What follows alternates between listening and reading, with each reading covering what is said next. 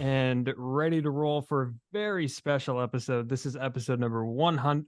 This is episode 32. I just said the 32, episode 32 of the Shutdown inning. Steven Risotto here alongside, as always, Tyler Hall. Tyler, what's going on? Hey, everybody. I'm doing pretty good. Glad to be recording another pod with you, my friend. And yeah, like you said, it's a special episode. If you want to unveil our special guest. Yeah, we have a very special guest. So we mentioned him in our Bananas podcast. Tyler and I went to go see the Savannah Bananas in Sacramento, and we ended up catching the lights went out in Sacramento, and Dakota Stilts. Everybody knows the guy on the stilts, Dakota Stilts, Albritton, who decided he wanted to get a bullpen in, some work in on the side. He threw to us. It was a lot of fun. And he is nice enough to take some time and joined the show. Dakota, what's going on? How you doing? I'm good, man. How we doing? I'm glad to be on here. Awesome. Yeah, awesome. Yeah, thank you. Thank you for your time. Like Steven said, that was an awesome experience to catch your pen a little bit in Sac and just talk to you a little bit, and excited to let some other people get to know you a little bit. So thanks for joining, man. Heck yeah. Thanks for having me. Yeah. So, before we jump into some other topics, we noticed that the Bananas wrapped up their tour recently in Cooperstown, where the Baseball Hall of Fame is. And that must have been a pretty cool moment for you and the organization to, see your baseball achievements and some of your memorabilia in the Hall of Fame. What was that like to take that trip? I was fortunate enough. My mom, my dad, and my fiance, they were all three there. They got to be there with me. I think I've said it quite a few times. Every baseball player's dream, from the time they know what the hall is until they step on the field for the last time, their dream is to make it into the Hall of Fame. And all of us, we got to live that dream the other day, and there was a bunch of tears shed that day. That's awesome. And you guys got to play a double-day field, right? I walked out on that field. I can assure you, it wasn't built for a guy that's 10'9" anywhere in that park. But I walked out on that field and chills. I walked out whenever I went up to bat. I walked out there, and before I stepped in the box, I just stopped and I looked around, and I'm like, oh my gosh, really doing this on some stilts. Yeah, I bet Abner Doubleday probably never thought that would happen when he invented baseball. Not at all. Yeah, no doubt. That's pretty awesome, and I'm glad that you guys got to experience that. Touching on you for a second, and we'll get to the stilts and all of that in a second, but what's the story on how you got involved in baseball? Because you told us in Sacramento that baseball is something that you're just super attached to. You love the game and everything the game's kind of given you. How did that begin? What age did that begin, and how did you kind of fall in love?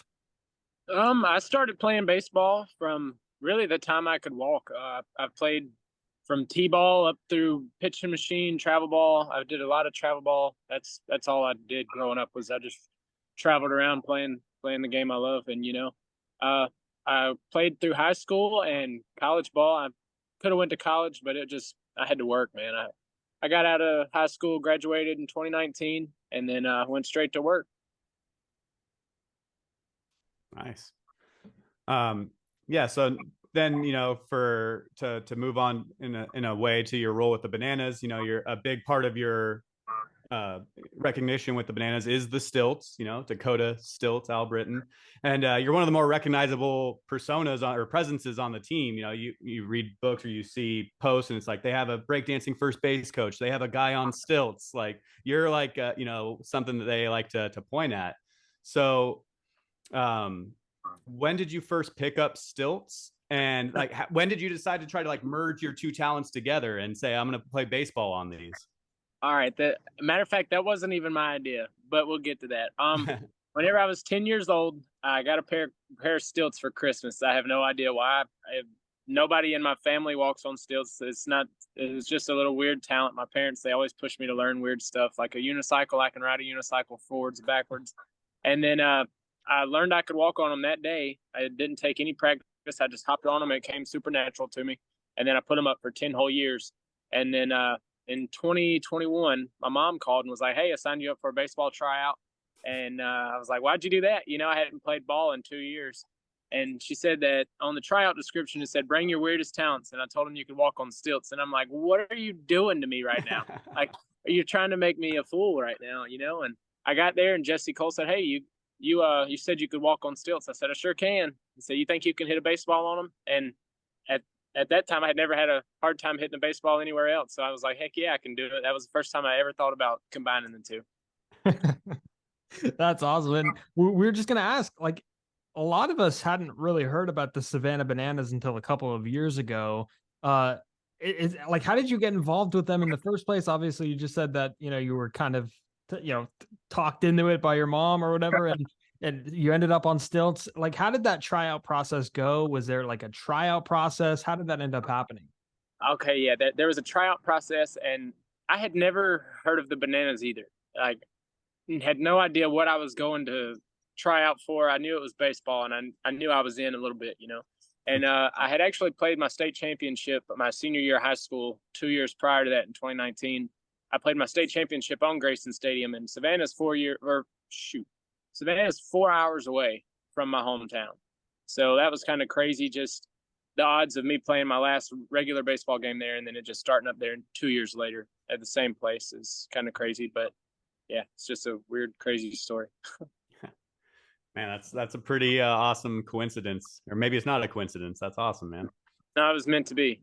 Yeah, for sure. The Bananas also, they have a lot of former big leaguers that make guest appearances. Johnny Damon's played, Hunter Pence and Josh Reddick were there when we saw you in Sacramento.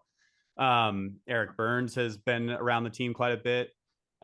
What's been like your favorite interaction you've had with some of these guest players? All right, so Jake Peavy, he was there. He pitched for us a few times, and me and him, we got to talking, and he realized that I like to do around about the same things that he does. We like to go fishing, we love going hunting. So I got Jake's number. Me and him are going to we're going fishing together at his ranch back home in Alabama and over there around Mobile sometime this off season. So that'll be super cool. That's awesome. That's really cool. And PV, by the way, when the Red Sox won the World Series in 2013, he bought a duck boat because that was like the thing in Boston, right? The duck boat. And then when he won a World Series in San Francisco, he bought one of the cable cars. So he kind of picked up like mementos from every city. And he's a big music guy too. So you gotta update us on how that fishing trip goes. Oh, I sure will. I'm excited for it myself. Yeah, no doubt. And obviously, like we all see you pitch, right? And you're one of the pitchers on the team, but not only do you take the mound, you've also gotten some at bats, like you mentioned. Is hitting something that you kind of had to work on with the stilts? Because you're kind of best known, I guess, as being a pitcher, but you get some at bats too. Take me through the process of like building yourself up as a hitter as well. Well, actually, the first appearance that I ever made with the Bananas, I was hitting. I didn't pitch until last season. I had one season prior to this before I ever even got on the mound. So I've always been a better hitter than I have been a pitcher. But I don't know. I've just adapted and made both of them kind of work. Is your goal to hit one out? I think that's every batter's goal, especially with me being on the stilts. It just make it 100 times crazier for me to hit it out. I can hit it out for sure. The farthest ball I hit this year was 305 and 1 inch, according to TrackMan. So about 6 more feet, it would have went over. And you'd set the record for fewest strides in a home run trot. That's for sure. Yeah, that's true. That's true. You mentioned a few weeks ago when you were talking to Steven about, coming on with us, you mentioned that there's frequent bus rides, whether that's around Georgia or the country on your guys' tour. What are those bus rides like with the team? Okay, so we actually have rode on a bus more this year. I probably put in more miles on the road this year than I ever have my whole entire life. But like we drove up to New York and back from New York 2 different times this season. It's fun. You got a great group of guys on the bus. There's always something crazy going on, whether it's just playing games, hollering, throwing stuff at each other. We're going to have a good time wherever we're at. So we just make the best of it and look at it as bonding time, I guess, just grow with the guys. Yeah. Do the Bananas ride on one bus and the party animals ride on another? Not at all. Not at all. I think one of my best friends in the whole organization is Joe Lytle, and he's a party animals catcher. So me and him, we normally sit pretty close to each other. So yeah, we're all just mixed up. Only time we're separate is on the field. Yeah, sweet. Are the party animals like can you get called up from the party animals to the bananas? Like how does that how does the other teams get picked? Do you have any insight on that? I have no idea. I'm gonna give you guys a hint on what's coming up this coming up season though. There's gonna be a new team. There is gonna be a new team, and they're gonna be nothing like the party animals. They're gonna have their own brand. It's gonna be kind of a different brand coming. So Yeah, I think the 2024 tour gets announced in like a week or so, right? yeah, it does. I'm gonna be in that, so don't miss it. I'm gonna be there. I don't even know where we're going. I will not find out all of our tour stops until the day that everyone else in the world finds out.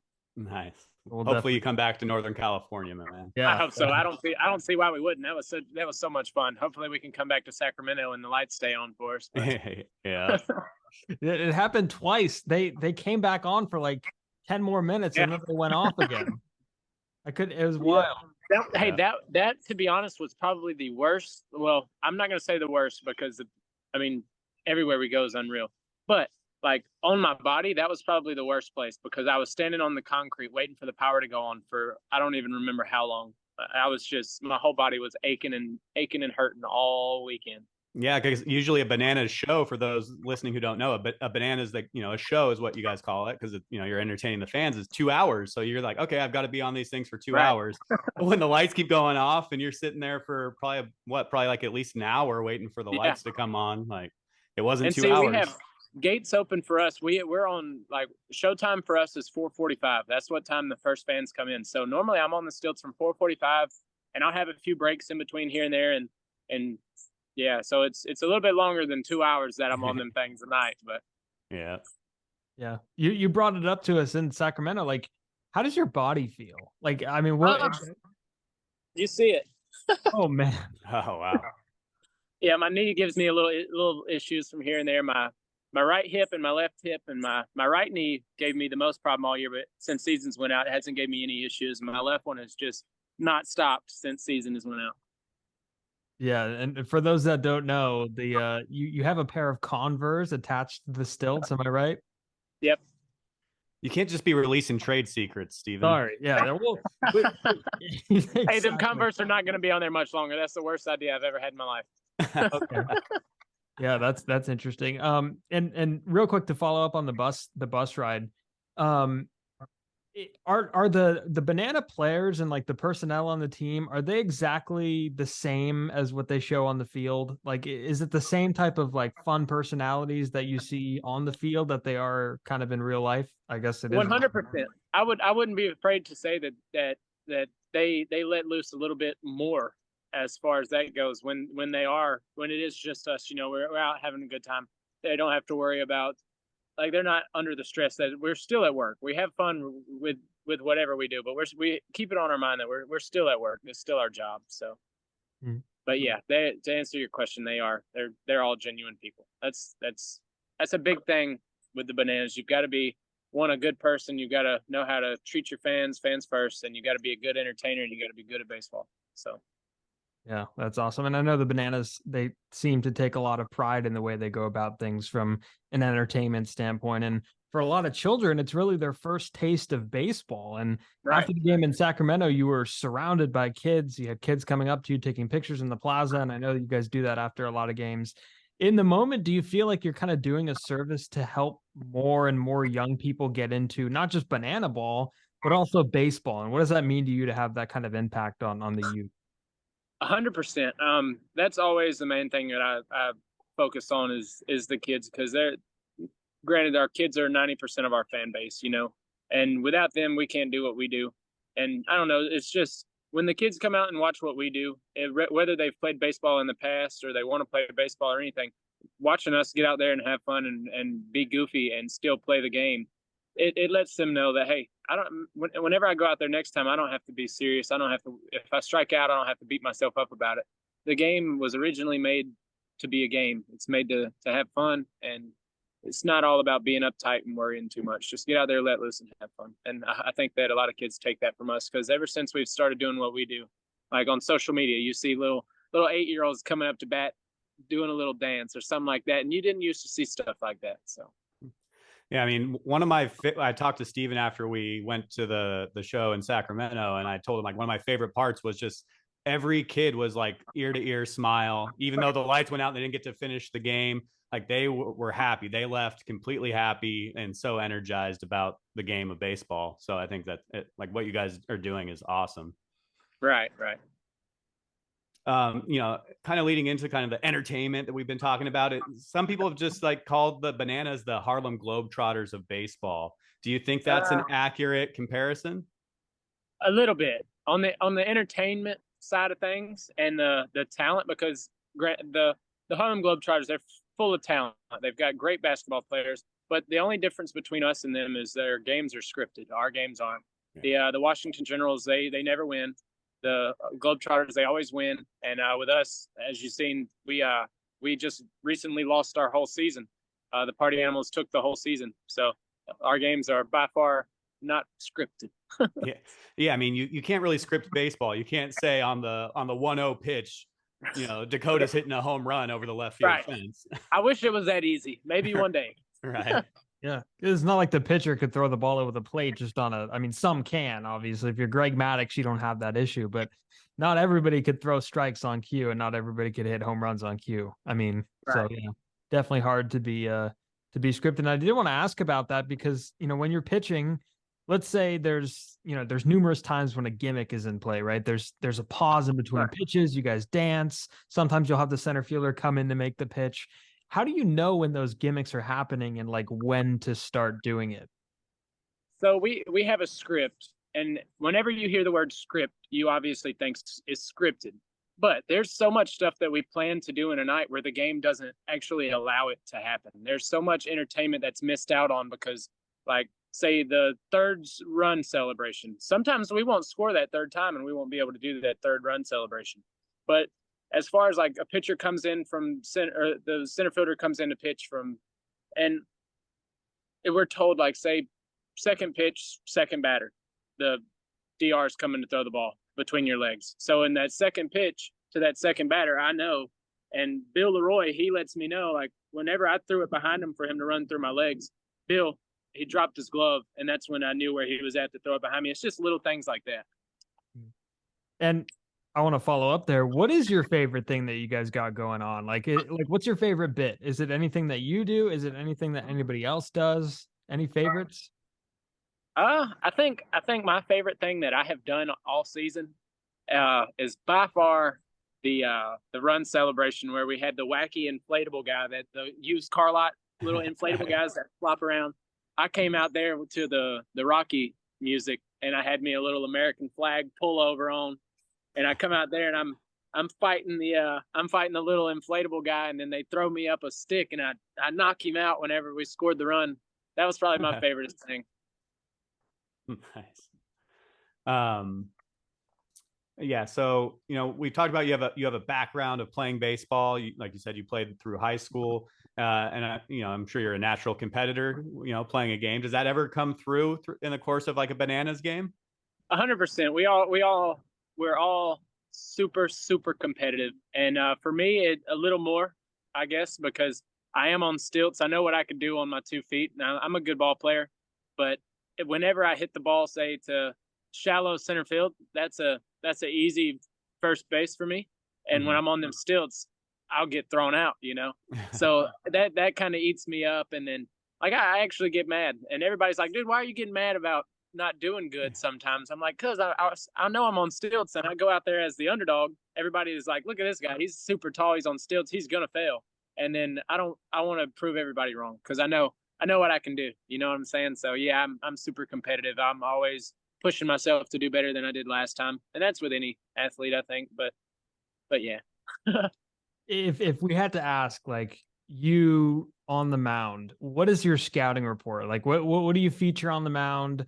Give me some like, if you had to fill out a scouting report on yourself and you had to give our listeners and viewers kind of like what you feature on the mound, what would it be? I throw a nasty two-seam. It tails in a little bit, and I got what I call the tall ball. It comes at your head and goes through the strike zone right in that bottom corner there. Disgusting. Filth. Yeah, we can confirm that those pitches are nasty. Yeah. Hopefully, you haven't played catch with anybody else, have you? Or are we the only ones? After the game, to be honest, no. Y'all are the only people I've ever met at the game where I called out and I threw a bullpen on my stilts. So that's pretty cool. Yeah. The best part about it was when we were walking out to the bullpen, and Tyler and I had to go around, and you just lifted up the stilt thing. Yeah, just step over the gate. Yeah, and you're like, "Can you guys take those tarps down?" Because the tarps are over the mound. I see what you did there. You're trying to make fun of my voice there. You're trying to add a little country accent to it. I see what you did there. It's a great accent. It really is. I think you wear it well. Oh man, that's hilarious. Yeah, in the process of all this, you kind of gained a celebrity of your own. And you've been on MLB social media, I think 2 straight days, right? You're all over TikToks. You've recently launched a merch line. I'm going to show mine off right here. Oh, there we go. Launched a merch line that we got to get you some of that stuff there. And how do you deal with all this attention? Are you like recognized in kind of everyday life often? Yeah. So like, for example, I just went back home, and this is a small deal to the average person, I think. But for me, like where I come from, Ellaville, Georgia, we got one red light. Sometimes it don't work, but I went back home, and I was home for about a week, and I went to the gas station. We only got 2. And I'm walking in the store, and I look out there at the gas pump, and there's a guy that I've never even met before from my hometown, and he's rocking a Bananas jersey. And I hollered across the parking lot. I said, "Hey man, I like that jersey." And he seen me, and he's like, "Are you kidding me?" He was like, "Stilts." I'm like, "Yeah, dude, what's up, man? I like that jersey, man. That's pretty dang cool." But yeah, I go back home, and I went to the football game, and the college that's a town over from us, they were doing some community work with the football team, my hometown school, and the South Georgia Tech, their basketball team. All of them guys they just wanted to take pictures with me, and I'm over there taking pictures with these guys, and they're all 6'8", and I'm looking up at them. I'm like, man, this is weird. I ain't used to doing this. But yeah, things like that. I went to the football game, and everybody was coming up to me, and it's super special. I don't take it for granted at all. It's super cool. I haven't gotten used to it yet. I hope I never do. That's awesome. Because growing up in Georgia, are you a Braves fan? Do you follow Major League Baseball? To be honest, I didn't really grow up watching a lot of baseball. I was always playing it. If I watched it and I couldn't get out there and play, it kind of upset me a little bit. So I chose not to watch baseball growing up too much. Yeah. My favorite picture on my phone right here. There we go. Hey, I think I have this whole season, I never took a selfie on somebody's phone, like took a picture without giving them the good thumbs up picture there. There's thousands of those out there right now. I wonder how many people have actually noticed that I took that one. That's awesome. Well, yeah, we're gonna do a quick plug for for Jesse's book. I don't know if you probably don't read it because you're living it, but Steven and I are both reading Banana Ball: The Unbelievable True Story of the Savannah Bananas. And it is really cool. You get to learn a lot about Jesse and how he kind of started the team. But he talks a lot in the book about how the entire organization, from himself to the concession workers to the players, are all part of a family. And so, kind of 2 parts here. What's it like, I don't know if you call it playing for a guy like Jesse or working with Jesse. And does it really feel like you're part of just a gigantic, awesome family? Jesse, he's a genius. He takes care of his people. He lets you know you're loved, Like at the right after our game in Cooperstown, he rented out a venue, and we all went there, and we travel with I'm thinking it's like 120 to 130 people, staff, everybody, and Jesse handed out a handwritten letter to every single staff worker. And so a guy like Jesse Cole, you wouldn't expect a owner of something this big to sit down and take the time to handwrite a letter to every single person that works for him. So that tells you a little bit about just a small piece of his character. That's awesome. You know what I hope happens? Sorry, go for it, Steven. Go ahead. No, go. You know what I hope happens is I hope that you guys get to play on a big league field one day. I think that would be that'd be the coolest thing. A big league field, a packed stadium, 40,000 people there, and the Savannah Bananas, the home team. That would be awesome. There's going to be 8 of those on the tour this coming up season. Let's go. Nice. So, but you didn't hear that from me. Yeah, you did, but you didn't. But we don't know which 8 yet. We don't know No, until I don't even know. I don't even have an idea. I know 3 of them. That's the only stadiums I know all for the whole season. Next season is I know 3 of those big league stadiums, and other than that, I'm clueless. Dude, that's going to be awesome. I'm excited for you guys. Well, so that's all the scripted questions we had to drop the script again. But we like to do a thing when we have a guest on the show called the Speedy Shutdown. 5 kind of rapid fire. You can take a second to think about it, but 5 questions, some baseball related, some life related. So is it cool if we hit you with the Speedy Shutdown really quick? Let's do it. All right. The first one, if you could trade places with any player in baseball in today's game, who would it be? I'd say probably I don't think he plays anymore, but Buster Posey doesn't play anymore, right? He just retired a year ago, so we'll. Okay, yeah, definitely. He's a Georgia boy, right? 100%, definitely that guy, because he lives 30 minutes from my hometown, and I'd be just right there close to home, so I'd be happy. Yeah, he's also, just so you know, in case you play in San Francisco next year, he's a part owner. He's part of the Giants ownership group now, so maybe you could bump into Buster. That would be awesome. I'd have to talk about some old back roads in old Leesburg. That's awesome. Yeah, Leesburg, Georgia. Yeah, Buster. Yep. And FSU kid too. Yeah. Hey, Luke Bryan is from the same town as well. They're friends. Really? They're good pals, I think. Buster and Luke Bryan. I wouldn't doubt it. I don't see why they wouldn't be. It only makes sense. Yeah, definitely. And next question here. What is, according to you, Dakota, the funniest movie of all time?